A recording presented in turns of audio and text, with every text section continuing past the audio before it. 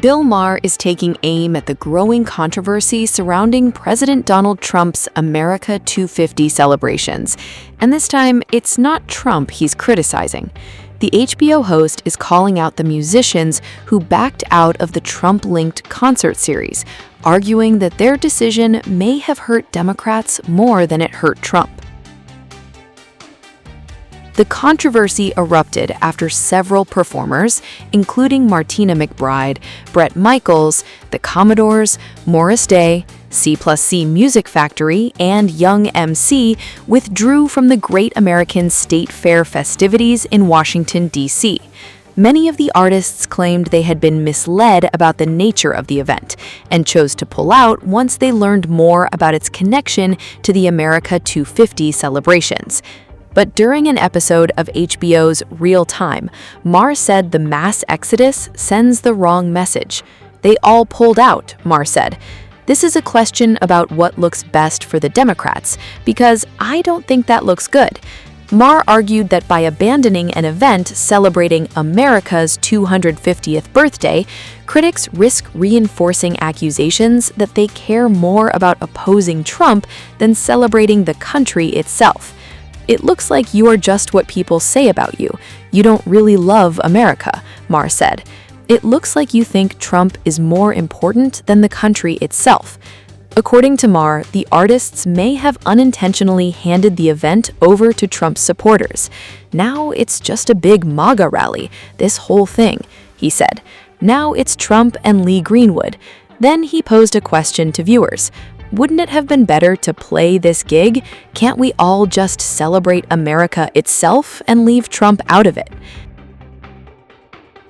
The remarks come as Freedom 250, a commission established through a Trump executive order to help commemorate America's 250th birthday, prepares for a major free concert series on Washington's National Mall.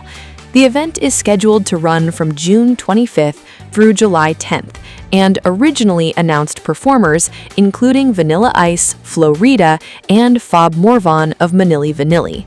The artist backlash has become one of the biggest talking points surrounding the America 250 celebrations, and Maher isn't the only late-night host to poke fun at the situation.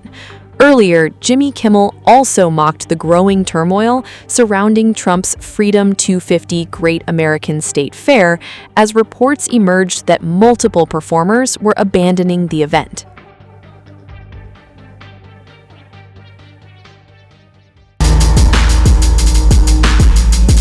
Jimmy Kimmel is once again unloading on Donald Trump. And this time, the late-night host is turning the spotlight on what's becoming an all-out collapse surrounding Trump's star-studded Freedom 250 Great American State Fair.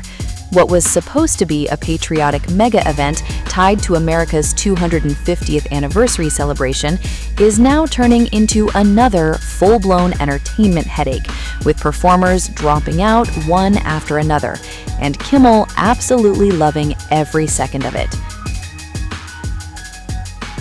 During the May 28th episode of Jimmy Kimmel Live, the ABC host mocked the increasingly chaotic concert lineup, while rattling off the growing list of artists who've either backed away from the event or publicly distanced themselves from it.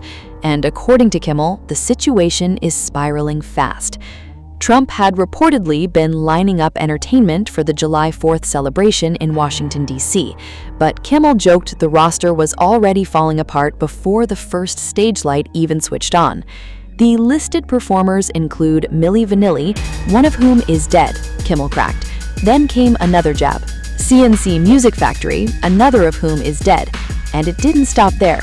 Kimmel also pointed out that Morris Day and The Time had pulled out of the event, though he sarcastically noted the group was already appearing minus lead singer Morris Day and minus The Time.